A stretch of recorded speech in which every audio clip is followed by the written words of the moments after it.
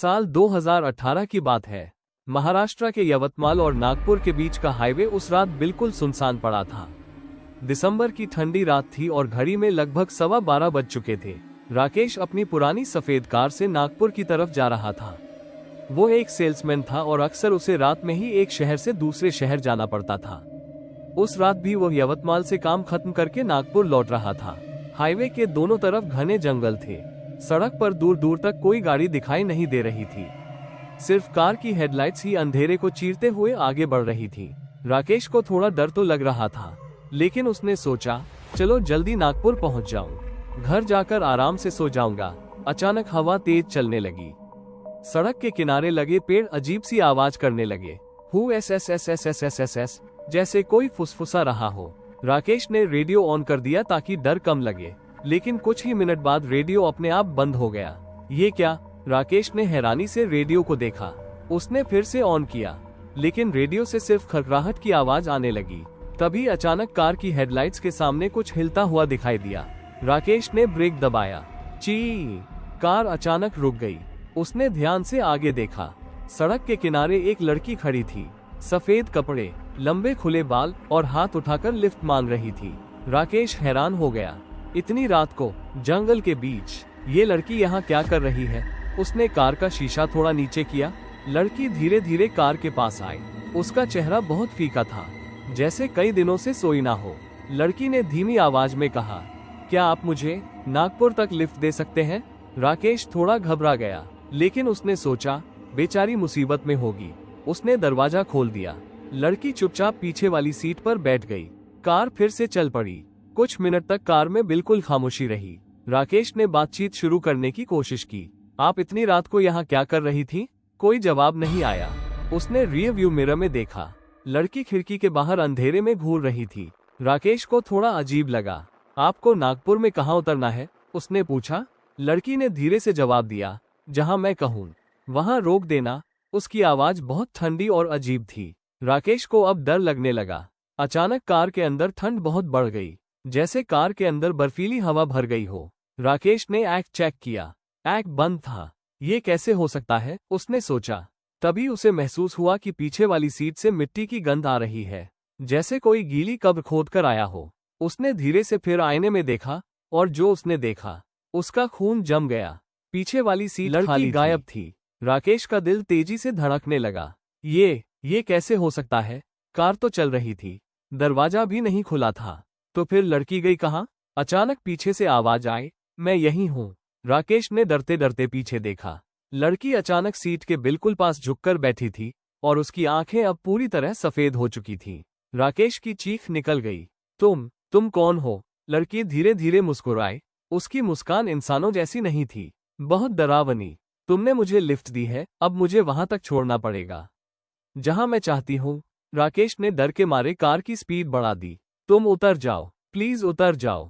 लेकिन लड़की हंसने लगी और फिर उसने कहा, आज से 10 साल पहले इसी सड़क पर एक कार ने मुझे कुचल दिया था। राकेश के हाथ कांपने लगे। लड़की ने आगे कहा, उस रात भी मैंने लिफ्ट मांगी थी, लेकिन जिसने मुझे लिफ्ट दी वही मेरी मौत का कारण बना। कार अचानक अपने आप धीरे धीरे रुकने लगी। राकेश ब्रेक नहीं दबा रहा था, फिर भी कार रुक रही थी। सड़क के किनारे एक पुराना पीपल का पेड़ था। लड़की ने कहा, यहीं मेरी मौत हुई थी। राकेश डर से कांप रहा था। तभी लड़की ने धीरे धीरे अपना सिर उठाया और उसके चेहरे का रूप बदलने लगा। उसका चेहरा फटने लगा, आंखों से खून निकलने लगा और उसकी गर्दन टेढ़ी हो गई। राकेश की हालत खराब हो गई। लड़की धीरे धीरे उसकी तरफ बढ़ने लगी और बोली, अब तुम मुझे छोड़कर नहीं जा सकते। राकेश ने तुरंत कार स्टार्ट करने की कोशिश की, लेकिन कार स्टार्ट नहीं हो रही थी। अचानक लड़की का चेहरा उसके बिल्कुल पास आ गया और उसने धीरे से कहा, तुम भी यहीं रहोगे। तभी अचानक पीछे से एक ट्रक की तेज हेडलाइट कार पर पड़ी और अगले ही पल कुछ ऐसा हुआ जिसने राकेश की जिंदगी हमेशा के लिए बदल दी। ट्रक की तेज हेडलाइट अचानक राकेश की कार पर पड़ी। कुछ सेकंड के लिए पूरी सड़क रोशनी से भर गई। राकेश ने घबराकर पीछे देखा, लेकिन पीछे वाली सीट खाली थी। वो डरावनी लड़की जो अभी कुछ सेकंड पहले उसके सामने थी, अचानक गायब हो चुकी थी। राकेश का दिल जोर जोर से धड़क रहा था। उसने जल्दी से कार स्टार्ट करने की कोशिश की। ट्रक इस बार कार स्टार्ट हो गई। राकेश ने तुरंत एक्सीलेटर दबाया और कार तेज गति से आगे बढ़ा दी। उसने एक बार भी पीछे मुड़कर नहीं देखा। करीब 20 मिनट बाद उसे दूर एक छोटा सा ढाबा दिखाई दिया। ढाबे के सामने 2-3 ट्रक खड़े थे। राकेश ने राहत की सांस ली। शुक्र है यहाँ लोग तो हैं। उसने कार ढाबे के सामने रोक दी। ढाबे के अंदर एक बूढ़ा आदमी और 2 ट्रक ड्राइवर बैठे चाय पी रहे थे। राकेश जल्दी से अंदर गया। उसके चेहरे पर डर साफ दिखाई दे रहा था। बूढ़े आदमी ने उसे देखा और पूछा, क्या हुआ बेटा, तुम बहुत घबराए हुए लग रहे हो। राकेश ने कांपती आवाज में कहा, अभी इस हाईवे पर मुझे एक लड़की मिली थी, मैंने उसे लिफ्ट दी, लेकिन वो बोलते बोलते रुक गया। ट्रक ड्राइवरों में से एक ने पूछा, क्या वो लड़की सफेद कपड़ों में थी। राकेश के हाथ से चाय का गिलास लगभग गिर गया। आपको कैसे पता। ढाबे वाला बूढ़ा आदमी धीरे धीरे खड़ा हुआ। उसके चेहरे पर एक अजीब सी गंभीरता आ गई। वो बोला, तो आखिर तुम भी उससे मिल ही गए। राकेश डर गया। कौन है वो। बूढ़े आदमी ने गहरी सांस ली, फिर धीरे धीरे कहानी बताने लगा। आज से लगभग 10 साल पहले इस हाईवे पर एक बहुत भयानक एक्सीडेंट हुआ था। एक लड़की रात में लिफ्ट मांग रही थी। वो नागपुर जाने की कोशिश कर रही थी। तभी एक तेज रफ्तार कार आई। ड्राइवर ने ब्रेक लगाने की कोशिश की, लेकिन बहुत देर हो चुकी थी। कार सीधे उस लड़की से टकरा गई। राकेश ध्यान से सुन रहा था। बूढ़े आदमी ने आगे कहा, लड़की सड़क पर गिर गई। उसकी हालत बहुत खराब थी। वो बार बार कह रही थी, मुझे अस्पताल ले चलो, मुझे बचा लो। लेकिन कार का ड्राइवर डर गया। उसे लगा कि अगर पुलिस केस हुआ तो वह फंस जाएगा, इसलिए उसने लड़की को वहीं सड़क पर तड़पता छोड़ दिया और भाग गया। राकेश के रोंगटे खड़े हो गए। फिर क्या हुआ, उसने धीरे से पूछा। बूढ़े आदमी ने कहा, सुबह जब लोग वहां पहुंचे तब तक लड़की मर चुकी थी। कहते हैं उसकी आत्मा को शांति नहीं मिली और तभी से वो हर रात उसी जगह पर खड़ी होकर लिफ्ट मांगती है। राकेश का गला सूख गया। लेकिन वो मेरे साथ कार में बैठ गई थी, एक ट्रक ड्राइवर बोला। हाँ, कई लोगों के साथ ऐसा हो चुका है। वो पहले लिफ्ट मांगती है, फिर कार में बैठ जाती है और फिर अचानक गायब हो जाती है। लेकिन कभी कभी ट्रक ड्राइवर अचानक चुप हो गया। राकेश ने पूछा, कभी कभी क्या। ड्राइवर ने धीरे से कहा, कभी कभी वो उस आदमी को अपने साथ ले जाती है। राकेश के शरीर में सिहरन दौड़ गई। तभी ढाबे के बाहर अचानक तेज हवा चलने लगी। ढाबे की लाइटें झिलमिलाने लगी। बूढ़े आदमी ने खिड़की से बाहर देखा और अचानक उसके चेहरे का रंग उड़ गया। हे भगवान, राकेश ने घबराकर पूछा, क्या हुआ। बूढ़े आदमी ने कांपते हुए बाहर इशारा किया। वो फिर से आ गई है। राकेश ने धीरे धीरे मुड़कर बाहर देखा और जो उसने देखा, उसकी सांसें रुक गई। ढाबे के बाहर सड़क के किनारे वही लड़की खड़ी थी। सफेद कपड़े, लंबे बाल और उसकी आंखें सीधे राकेश को देख रही थी, जैसे वो उसे ही ढूंढ रही हो। राकेश का दिल तेजी से धड़कने लगा। लड़की धीरे धीरे ढाबे की तरफ चलने लगी। उसके कदमों की आवाज बिल्कुल नहीं आ रही थी। ढाबे के अंदर बैठे सभी लोग डर के मारे खामोश हो गए। लड़की दरवाजे के सामने आकर रुक गई और धीरे से बोली, राकेश, तुम मुझे छोड़कर क्यों चले गए। राकेश के पैरों तले जमीन खिसक गई। उसने तो अपना नाम उसे बताया ही नहीं था, फिर उसे उसका नाम कैसे पता था। लड़की धीरे धीरे मुस्कुराने लगी, लेकिन इस बार उसकी मुस्कान पहले से कहीं ज्यादा खतरनाक थी। और अगले ही पल उसका चेहरा अचानक बदलने लगा। उसकी आंखों से खून बहने लगा और उसकी गर्दन असामान्य तरीके से मुड़ गई। ढाबे के अंदर बैठे सभी लोग डर के मारे पीछे हट गए। लड़की ने फिर से कहा, आज तुम मुझे छोड़कर नहीं जा सकते। तभी अचानक ढाबे की सारी लाइटें एक साथ बंद हो गईं। पूरा ढाबा अंधेरे में डूब गया और उस अंधेरे में एक भयानक चीख गूंज उठी। ढाबे की सारी लाइटें अचानक बंद हो गईं। पूरा ढाबा घने अंधेरे में डूब गया। बाहर तेज हवा चलने लगी। ढाबे की टीन की छत धड़ धड़ धड़ की आवाज करने लगी। अंधेरे में किसी की धीमी हंसी सुनाई दे रही थी। हा हा हा। राकेश के शरीर में डर की लहर दौड़ गई।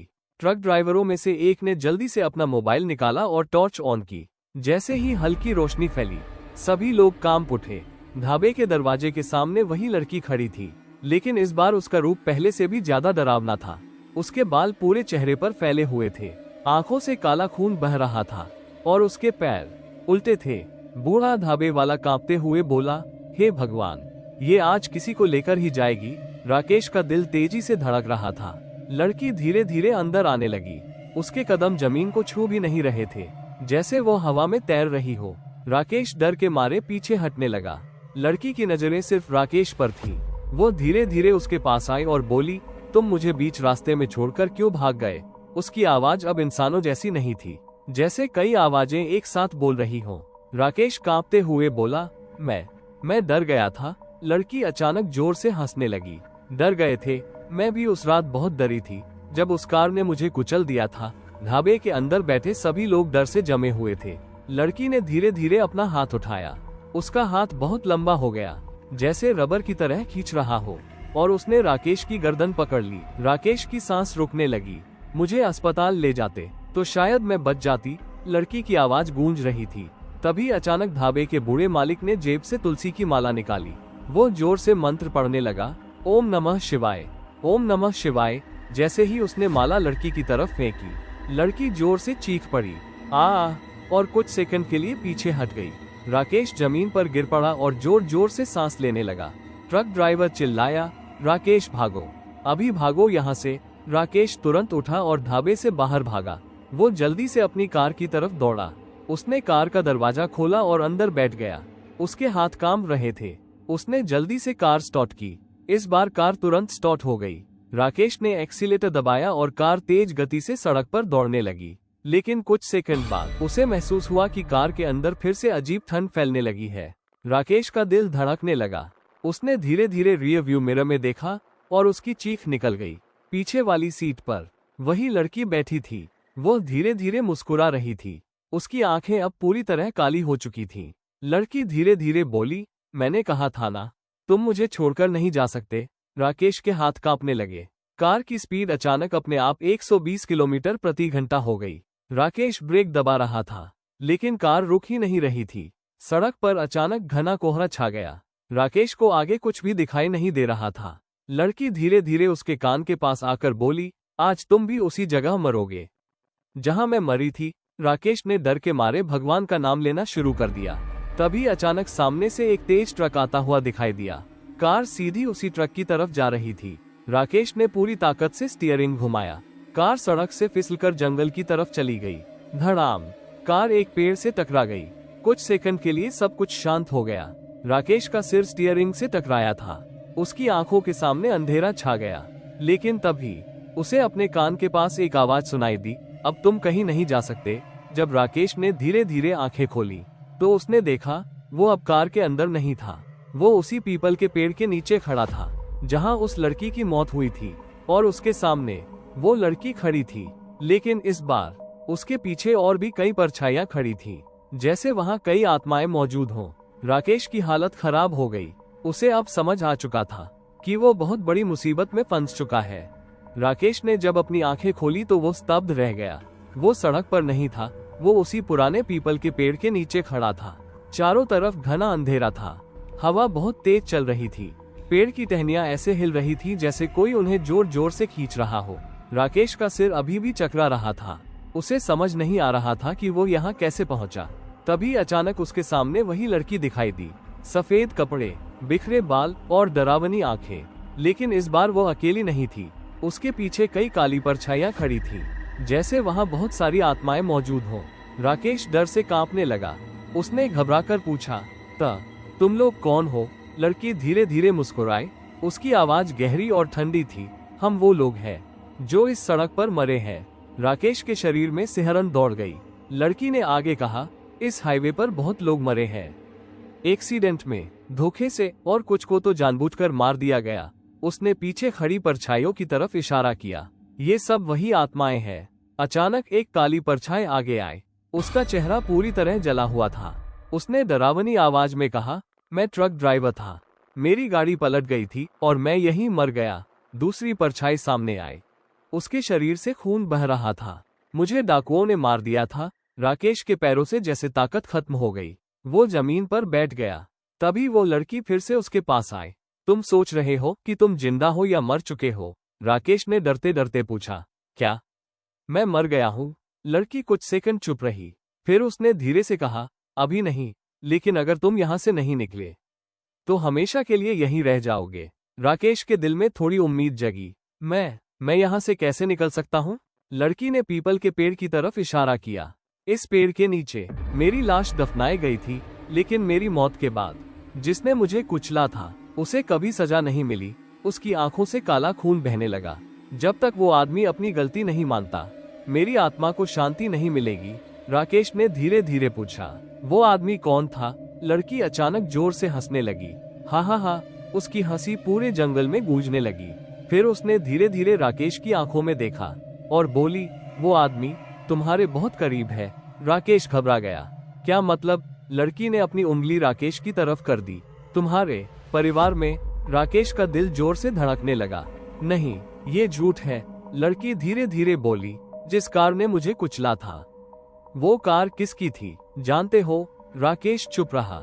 लड़की बोली, वो कार तुम्हारे पिता की थी। राकेश के पैरों तले जमीन खिसक गई। उसके दिमाग में अचानक एक पुरानी बात याद आई। करीब 10 साल पहले उसके पिता एक रात बहुत डरे हुए घर आए थे। उन्होंने उस रात किसी से बात भी नहीं की थी और अगले दिन कार को बेच दिया था। राकेश की सांसें तेज हो गई। नहीं, ऐसा नहीं हो सकता। लड़की की आंखों में गुस्सा भर गया। तुम्हारे पिता ने मुझे सड़क पर तड़पता हुआ छोड़ दिया था। अगर वो मुझे अस्पताल ले जाते तो शायद मैं बच जाती। अचानक हवा बहुत तेज हो गई। पेड़ की शाखाएं जोर जोर से हिलने लगी। पीछे खड़ी सभी आत्माएं एक साथ चिल्लाने लगी, इंसाफ, इंसाफ। राकेश डर के मारे कांप रहा था। लड़की धीरे धीरे उसके करीब आई। अगर तुम सच में जिंदा रहना चाहते हो तो तुम्हें अपने पिता को यहाँ लाना होगा। उन्हें अपनी गलती स्वीकार करनी होगी। राकेश ने कांपते हुए पूछा, अगर मैंने ऐसा नहीं किया तो? लड़की की आंखें पूरी तरह काली हो गई। उसने डरावनी आवाज में कहा, तो अगली आत्मा तुम्हारी होगी। तभी अचानक दूर से पुलिस सायरन की आवाज सुनाई दी। राकेश ने मुड़कर देखा। कुछ पुलिस की गाड़ियां सड़क की तरफ आ रही थी। अचानक सब कुछ धुंधला होने लगा। पीपल का पेड़, आत्माएं, वो लड़की, सब धीरे धीरे गायब होने लगे। और अगले ही पल राकेश ने खुद को फिर से टूटी हुई कार के अंदर पाया। उसके आसपास पुलिस वाले खड़े थे। एक पुलिस वाला बोला, लगता है तुम्हें होश आ गया। तुम्हारा बहुत बड़ा एक्सीडेंट हुआ था। राकेश धीरे धीरे उठकर बैठ गया। लेकिन तभी उसे कार की पीछे वाली सीट पर कुछ दिखाई दिया। वो एक पुराना लॉकेट था। उसी लड़की का लॉकेट जो अभी कुछ देर पहले उसके सामने खड़ी थी। राकेश का दिल जोर से धड़कने लगा। उसे समझ आ गया था कि जो कुछ हुआ वो कोई सपना नहीं था। पुलिस की गाड़ी की लाल नीली लाइटें लगातार चमक रही थी। राकेश की कार पूरी तरह टूट चुकी थी। एक पुलिस वाला उसे सहारा देकर बाहर ले आया। तुम बहुत किस्मत वाले हो, पुलिस वाले ने कहा। इतना बड़ा एक्सीडेंट हुआ, फिर भी तुम जिंदा हो। लेकिन राकेश का ध्यान कहीं और था। उसकी नजर बार बार कार की पीछे वाली सीट पर जा रही थी। वहां पड़ा हुआ वो पुराना लॉकेट उसे साफ दिखाई दे रहा था। राकेश का दिल तेजी से धड़क रहा था। उसने धीरे से पुलिस से कहा, सर, मुझे घर जाना है। पुलिस वालों ने उसका मेडिकल चेकअप करवाया और फिर उसे घर भेज दिया। घर की वो बेचैन रात, उस रात राकेश बिल्कुल सो नहीं पाया। बार बार उसके दिमाग में वही लड़की का चेहरा घूम रहा था। उसकी डरावनी आवाज, तुम्हारे पिता ने मुझे मरने के लिए छोड़ दिया था। सुबह होते ही राकेश अपने पिता के कमरे में गया। उसके पिता अखबार पढ़ रहे थे। राकेश ने सीधे पूछा, पापा, 10 साल पहले आपका हाईवे पर एक्सीडेंट हुआ था क्या? उसके पिता के हाथ से अखबार गिर गया। उनका चेहरा अचानक पीला पड़ गया। उन्होंने धीरे से पूछा, तुम्हें ये किसने बताया? राकेश ने सारी बात बता दी। लड़की, पीपल का पेड़, आत्माएं और लॉकेट। ये सुनकर उसके पिता की आंखों में डर साफ दिखाई देने लगा। कुछ देर तक कमरे में खामोशी छाई रही। फिर उसके पिता धीरे धीरे बोले, हाँ, वो सब सच है। राकेश का दिल बैठ गया। उसके पिता ने कांपती आवाज में बताया, उस रात मैं नागपुर लौट रहा था। अचानक एक लड़की सड़क पर आ गई। मैंने ब्रेक लगाया, लेकिन कार उससे टकरा गई। उनकी आंखों में आंसू आ गए। वो बहुत बुरी तरह घायल हो गई थी। वो मुझसे बार बार कह रही थी, मुझे अस्पताल ले चलो, लेकिन मैं डर गया था। मुझे लगा अगर पुलिस केस हुआ तो मेरी जिंदगी बर्बाद हो जाएगी, इसलिए मैं उसे वहीं छोड़कर भाग गया। कमरे में सन्नाटा छा गया। राकेश ने धीरे से कहा, पापा, उसकी आत्मा अभी भी वहीं है, वो शांति चाहती है। उसके पिता की आंखों में पछतावा साफ दिखाई दे रहा था। उन्होंने कहा, मुझे उस रात की गलती का बहुत पछतावा है। अगर उससे मेरी आत्मा को शांति मिलेगी तो मैं वहां जरूर जाऊंगा। फिर वही डरावनी जगह। अगली रात राकेश और उसके पिता उसी हाईवे पर पहुंचे। रात के 12 बजे थे। चारों तरफ वही घना अंधेरा और वही पुराना पीपल का पेड़। जैसे ही वे वहां पहुंचे, अचानक हवा तेज चलने लगी। पेड़ की टहनियां जोर जोर से हिलने लगी और कुछ सेकंड बाद वो लड़की फिर से उनके सामने आ गई। सफेद कपड़े, लंबे बाल, डरावनी आंखें। राकेश के पिता उसे देखते ही कांपने लगे। उन्होंने रोते हुए कहा, मुझे माफ कर दो, उस रात मैंने बहुत बड़ी गलती की। अगर मैं तुम्हें अस्पताल ले जाता तो शायद तुम जिंदा होती। लड़की कुछ सेकंड तक चुप रही। उसकी आंखों में अजीब सी चमक थी। फिर धीरे धीरे उसके चेहरे का डरावना रूप बदलने लगा। उसकी आंखों से खून बहना बंद हो गया। उसने धीरे से कहा, तुमने आखिरकार अपनी गलती मान ली। अचानक हवा शांत हो गई। पीछे खड़ी बाकी आत्माएं भी धीरे धीरे गायब होने लगी। लड़की मुस्कुराई, अब मुझे शांति मिल सकती है। उसका शरीर धीरे धीरे धुंध में बदलने लगा और कुछ सेकंड बाद वो पूरी तरह गायब हो गई। राकेश और उसके पिता ने राहत की सांस ली। उन्हें लगा कि सब खत्म हो गया, लेकिन असली डर अभी बाकी था। दोनों वापस कार में बैठकर घर लौटने लगे। हाईवे अब बिल्कुल शांत था। राकेश गाड़ी चला रहा था। उसके पिता पीछे वाली सीट पर बैठे थे। कुछ मिनट बाद अचानक पीछे से आवाज आई, क्या सच में सब खत्म हो गया? राकेश का दिल जोर से धड़कने लगा।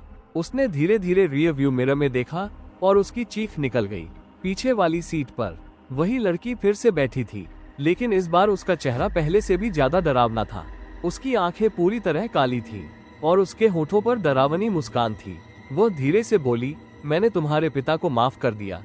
फिर उसने राकेश की तरफ देखा और कहा, लेकिन तुम्हें नहीं। राकेश घबरा गया। मैंने क्या किया है? लड़की की आंखों में गुस्सा भर गया। जिस रात तुमने मुझे लिफ्ट दी थी, तुम मुझे बीच रास्ते में छोड़कर भाग गए थे। कार की स्पीड अचानक अपने आप बढ़ने लगी। राकेश ब्रेक दबा रहा था, लेकिन कार रुक नहीं रही थी। लड़की धीरे धीरे उसके कान के पास आकर बोली, अब तुम्हारी बारी है। अचानक सामने से एक तेज ट्रक आता हुआ दिखाई दिया। राकेश ने पूरी ताकत से स्टीयरिंग घुमाया, लेकिन बहुत देर हो चुकी थी। धड़ाम! पूरे हाईवे पर जोरदार धमाका गूंज गया। अगली सुबह पुलिस उस जगह पहुंची। एक कार पूरी तरह टूट चुकी थी। कार के अंदर 2 लोगों की लाशें मिली, राकेश और उसके पिता।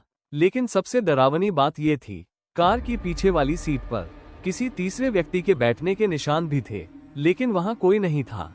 उस दिन के बाद से उस हाईवे पर रात के 12 बजे एक लड़की अक्सर दिखाई देती है। वो सड़क के किनारे खड़ी होकर हाथ उठाती है और गुजरने वाली गाड़ियों से सिर्फ एक बात कहती है, क्या आप मुझे नागपुर तक लिफ्ट दे सकते हैं? और जो भी उसे लिफ्ट देता है वो कभी वापस नहीं आता।